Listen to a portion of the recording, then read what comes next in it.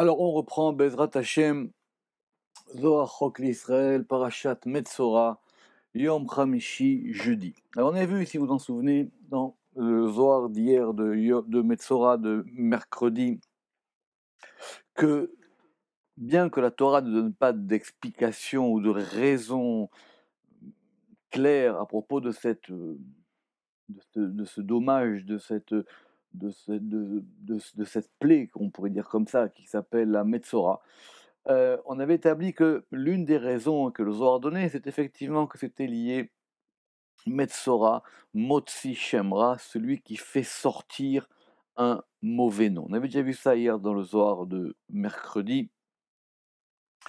Et il faut évidemment s'arrêter que cette notion de faire sortir un mauvais nom, c'est pas mal parler exactement. C'est-à-dire qu'on fait sortir un nom. C'est-à-dire le nom, il n'était pas là et on le fait sortir. Sinon, on ne comprend pas comment simplement le simple fait d'avoir une mauvaise parole, ça peut déclencher des choses comme ça. Bon, c'est un sujet qu'il faut approfondir. En tout cas, ici, on va voir maintenant une manière de voir cette chose-là, toujours à propos de la mauvaise parole, à propos d'un verset de Teilim. Rabbi Chizkiya Patar Ve'amar, Rabbi Chizkiya, il a ouvert et il a dit, avec un verset des psaumes 17:1. Shima Hashem Tzedek, Akshiva Rinati, Azina Tefilati, Belo Sifte Mirma. Alors, c'est le début d'un psaume, et le roi David, il s'exprime ainsi. Shima Hashem, écoute ou entend, plutôt entend, écoutez. Shima Hashem, écoute Yudke Vavke. Donc il s'adresse à Dieu et lui demande de l'écouter. Mais il faut comprendre comment il formule la demande et comment est-ce que dans la formulation de la demande, il va faire en sorte d'être écouté. Ce n'est pas une supplication comme ça. C'est qu'il y a un ordre dans le verset. Il y a un ordre dans la manière dont le roi David il a demandé la chose pour que la prière soit entendue. Sinon, on ne comprend pas la suite. Shima Hashem Tzedek. Écoute Hashem Tzedek. Tzedek, c'est la justice. Est-ce qu'il s'agit du Dieu de justice? Shima Hashem Tzedek. Écoute Yudke Vavke, Dieu de justice. Ou est-ce que c'est écoute Yudke Vavke, écoute cette notion de Tzedek? Ce sera l'une des questions qu'on va se poser. Akshiva Rinati. Alors il y a eu d'abord Shima, écoute. Après il y a Akshiva. L'akshiv, c'est prête attention. Rinati. Rina, ça peut vouloir dire aussi l'allégresse, mais ça peut vouloir dire aussi une supplication. Ici, c'est la forme pronominale. Akshiva Rinati. Prête attention à ma supplication. Azina. Et on a après ici entend. Donc si on a traduit Shima par écoute, et là c'est par entend. Et si on a traduit Shima par entend, là c'est par écoute. Donc il y a deux termes. Shima Hashem, d'abord écoute, après Akshiva, après Azina, entend, Tefilati, c'est ma prière, Belo Sifte Mirma, sans lèvres trompeuses. Donc, le Malbim, il explique d'après le Pshat que le roi David, il a voulu énoncer une prière qui veut dire avec un cœur entier, à savoir, il demande à ce qu'on l'écoute, il demande à ce qu'on prête attention, il demande à ce qu'on entende, et il assure que sa prière, elle est faite de façon vraie, sans lèvres trompeuses, comme dit le verset, avec un cœur entier. Mais évidemment, le Zohar va analyser ça de façon plus profonde.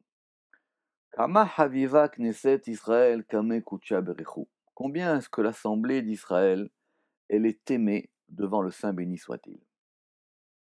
De bechol zimna de knesset Israël, parce qu'à chaque moment où l'assemblée d'Israël, Atat, elle vient, c'est au féminin, les kameh des Kutsha Berichou, devant le Saint béni soit-il. Kutsha Berichou isdamen la koblé. Le Saint béni soit-il, il est prêt à l'accueillir. Vous allez faire quoi avec ce verset? Je vous explique un principe général. Il y a un degré qui s'appelle Knesset Israël, qu'on va pouvoir appeler ici, si on veut, la Malchoute, le degré féminin. Chaque fois que ce degré il se présente devant Kutsha Berichou, qui est le Saint béni soit-il, qui est le degré masculin, les Sphirot liées à Tiferet, alors à ce moment-là, hein, toujours il y a un accueil. Il n'y a pas d'empêchement. Quand la Knesset Israël elle vient devant Koucha Berechou, ça fonctionne tout de suite, comme dit le Rama, qu'il n'y a aucun empêchement de ce point de vue-là. Et donc, c'est ça que veut dire le roi David dans un premier temps. À Daoud Irtiv, c'est ce qui est écrit Shima Hashem Tzedek. Écoute Hashem Tzedek, justice, comme on a dit, Akshiva Rinati, prête attention à ma supplication, Azina Tefilati, entends ma prière. Autrement dit, simplement, le Zohar, il veut nous faire entendre que le roi David, il veut présenter sa prière comme étant du degré de la Malchoute elle-même, de l'Assemblée d'Israël. Amar David, ce qu'explique le Zohar, le roi David, il a dit Ana iktarna bikneset Israël. Moi, je suis attaché à l'Assemblée d'Israël. Pourquoi? Parce que d'abord, le roi David, il est lié à la royauté, il est lié à Malchoute, c'est son degré, et il est attaché à ce degré. Donc moi, je suis attaché à ce degré.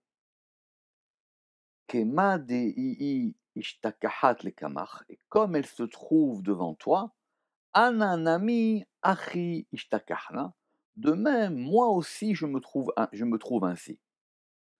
Donc le roi David, qui est lié à l'Assemblée d'Israël, il dit, de la même manière que l'Assemblée d'Israël, quand elle vient devant toi, Koutcha Berechou, le Saint béni soit-il, elle est tout de suite accueillie, moi aussi lié à ce degré.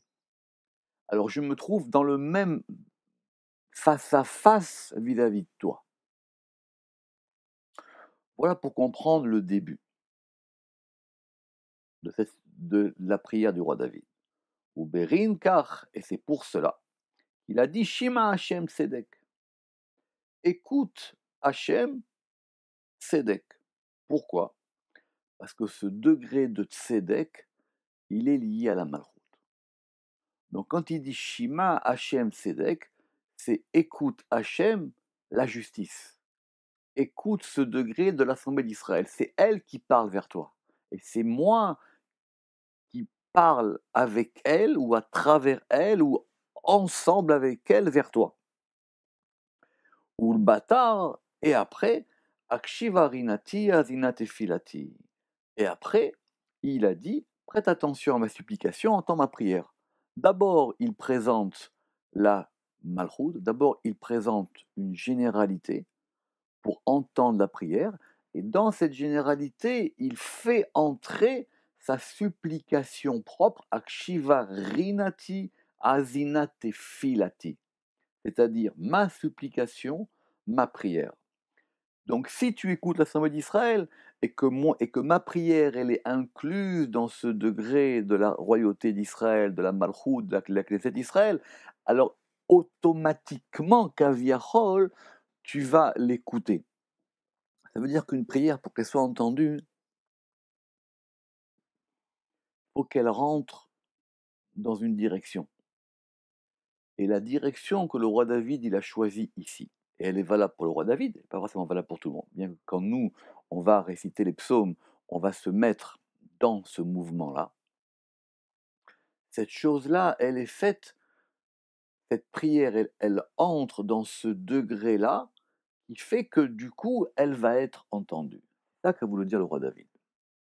Alors si c'est comme ça, que vient nous apprendre la fin du verset. On reprend. Shima Hashem Tzedek, le roi David, il demande à Yud Kevavke qu'il écoute le degré de Tzedek, la généralité. Akshiva Rinati Azinate Filati, il y a 2 degrés dans sa demande, un degré de supplication et un degré de prière, mais qui sont propres au roi David. Et pourquoi est-ce qu'il rajoute à la fin Belo Sifte Mirma, sans lèvres trompeuses. Effectivement, pourquoi est-ce qu'on a besoin de rajouter ça? Ça rajoute quoi? Puisque déjà la prière, elle est entrée dans ce degré de la malchoute. C'est la question que pose le Zohar. Belo sifte mirma, mai belo sifte mirma. Ça signifie quoi? Sans lèvres trompeuses. Donc apparemment, c'est pas suffisant. Il y a encore un autre degré à faire. Il y a encore un autre degré. C'est ce que va expliquer le Zohar. El achi tanenan. Simplement ou seulement on a enseigné ainsi. Kol mila ou mila dit Tseluta, c'est entre parenthèses, il y a une autre version. Chaque parole ou toute parole de prière, de apik barnash mepoumé, qu'un homme fait sortir de sa bouche, salka le'ela, elle s'élève vers l'en haut, ou bak'a rekein, et elle va transpercer des étendues célestes, ve'alat le'atar de'alat, et elle entre dans le lieu où elle entre. Principe général, une parole qu'un homme va faire sortir de sa bouche, comme dit le Zohar, si elle est méritante, elle va monter. En fonction de son degré, elle va être capable de transpercer des étendues célestes, c'est-à-dire des palais divins, et elle va entrer jusqu'au lieu qui correspond à cette parole. Toutes les paroles ne rentrent pas dans le même lieu. Ça dépend de la personne, ça dépend de là où il est, ça dépend de ce qui va se passer. En tout cas, elle va arriver jusqu'à un lieu où elle va entrer. Taman itaprena taimila. Et là-bas, cette parole, elle est examinée. Pour comprendre ça, il faut évidemment connaître bien ce qu'on va appeler les echalot dans le Zohar, surtout dans le parashat Pekoudé. On va voir qu'à chaque degré de la prière ou de la personne, il y a un endroit ou un ange qui va examiner cette parole-là. Et on va examiner cette parole-là. Et on va dire, ok, très bien, cette parole, elle est parvenue jusqu'ici. Alors maintenant, on va l'inspecter. D'où elle vient, à qui elle est, comment elle était formulée, quelle est cette personne. Mila de chashra ilo, si c'est une parole conforme ou pas. Le Ramak va nous dire ici une chose surprenante. Si c'est une prière, alors on va examiner la direction dans laquelle elle a été faite. Et si c'est une parole, simplement, une personne elle a dit quelque chose, même ça s'élève. Il n'y a rien d'en bas qui n'est pas entendu en haut. Alors on va examiner est-ce qu'il a dit quelque chose de futile ou est-ce qu'il a dit quelque chose d'important. Par exemple, s'il a dit une parole de Torah, par exemple, s'il a dit quelque chose de bon ou de mauvais. Mais en tout cas, il y a un degré particulier où on va l'examiner cette chose-là. Mila de chashra, alin le kame malka kadisha le me'ebad reute. Et si cette parole, elle passe cet examen, si elle est conforme, alors, dans Pécoudé, c'est assez compliqué parce qu'on ne sait pas si c'est l'ange qui le fait monter ou si la parole elle-même, elle passe la frontière et elle monte. En tout cas, le Zohar, il dit ici, on va la faire entrer jusque devant Malka Kadisha, jusque devant le roi saint, pour pouvoir accomplir la volonté de la personne qui a dit cette parole. Ce n'est pas la volonté de Koucha Berechou, ici, il faut entendre comme ça. C'est pour accomplir les Ma'ebed Réouté, pour accomplir sa volonté, la volonté de celui qui a adressé cette parole. Mais, si ce n'est pas ainsi, si cette parole n'est pas conforme, Vehilav, et si ce n'est pas ainsi, Satin la levar, on va la détourner, cette parole, Mila, on va détourner cette parole vers l'extérieur. Elle ne rentre plus à l'intérieur des palais maintenant. On la sort. Ve'itar be'a'i Mila, rucha achara. Et par cette parole est éveillé un esprit autre. Ça veut dire quoi? Comme dit le Ramak, c'est un esprit de l'autre côté qui va dire ah oui, mais attention, cette parole-là, elle vient de telle personne qui a fait telle et telle faute, et donc il y a quelque chose d'autre qui a été éveillé. C'est une bonne question. Alors est-ce qu'il aurait mieux fallu qu'il ne dise rien? Ou est-ce qu'il aurait mieux fallu qu'il ne prie pas? En tout cas, de la manière dont il a adressé la chose, ça va se retourner quelque part contre lui. Kaviahol, on va lui dire, mais pourquoi tu es venu nous déranger? C'est évidemment plus complexe que ça, hein, mais si on revient à ce que dit le Zohar ici, c'est pour ça que le roi David, il a terminé en disant Belo sifte mirma, sans lèvres trompeuses. Il a dit je fais entrer ma tefila dans le degré de Knesset Israël qui s'appelle de l'Assemblée d'Israël, qui s'appelle Tzedek, la justice. Maintenant, je fais entrer Rinati et Tfilati, et pour que ça puisse être accepté, alors sache qu'elle est faite sans lèvres trompeuses. Autrement dit, même dans l'adresse elle-même, c'est fait. C'est pour ça qu'on verra qu'il y a 3 degrés. Il y a le cœur, il y a la volonté et il y a la direction. Ou plutôt, il y a le cœur, la direction et la volonté. Le cœur, c'est le fait que cette parole, elle était faite par quelqu'un qui est bien. La direction, c'est qu'il a trouvé une direction pour qu'elle puisse monter. Et la réouté, la volonté, c'est que cette parole-là, elle puisse être agréée ou elle puisse être acceptée. C'est le double sens du mot réouta en araméen ou ratson en hébreu. Ça veut dire à la fois l'agrément et la volonté. Donc, c'est très important, ces 3 éléments ensemble. C'est le premier enseignement de Zohar d'aujourd'hui. Vetachazé. Et on va nous en donner un exemple. Tachazé, viens voir. Chaque fois que le Zohar il dit Tachazé, ça veut dire viens voir, je vais te montrer quelque chose. À propos de Yosef. Et qu'est-ce qu'il est écrit à propos de Yosef, toujours dans les Tehillim, un autre psaume, où le roi David va parler de Yosef. Et qu'est-ce qu'on a dit là-bas? Aïnou bakevel raglo. Ils ont meurtri, ils ont fait du mal, bekevel, avec un câble, raglo, son pied. Barzel ba'a nafsho, fer est venu, Inou bekevel raglo barzel. Peut-être qu'on peut dire qu'ils ont meurtri son pied avec un câble de fer, mais le verset est construit de façon assez spéciale. Ou en tout cas, son âme est venue dans le fer, c'est-à-dire l'épisode où Yosef il a été vendu par ses frères et on l'a transporté et on l'a amené comme un prisonnier en Égypte. Il s'agit que lorsque Joseph a été emprisonné en Égypte, ce qui est marqué là-bas dans Genèse 39-20. Très bien. Donc, il s'agit du fait que voilà, Yosef il a été vendu et il a été traité comme un esclave. Ad ematai, Inou bakevel raglo. Et jusque quand a duré cette meurtrissure du câble par son pied? Ad, c'est le verset d'après.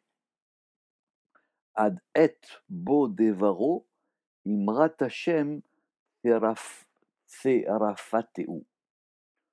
Jusqu'au moment où est venu son dire, et Imrat Hashem est la parole de Yud Kevavke, Serafateu, elle l'a éprouvé.